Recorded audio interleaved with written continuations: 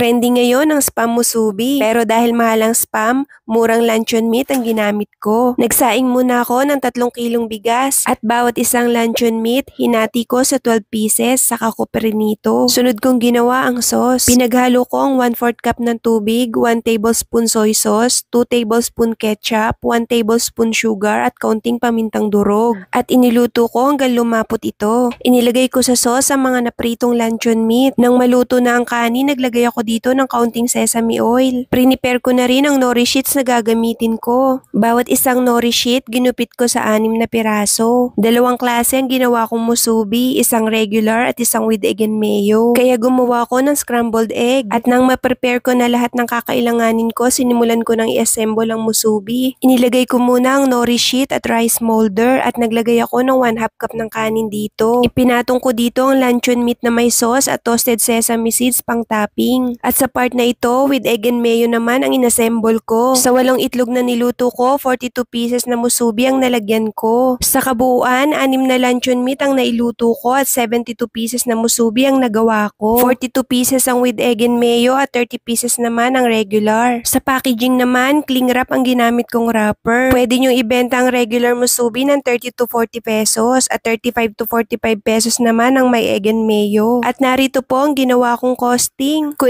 interesado po kayo sa mga gamit sa paggawa ng spam musubi, click nyo lang po ang product o basket na nakikita nyo sa screen or you can check the link sa comment section. Thank you so much for watching!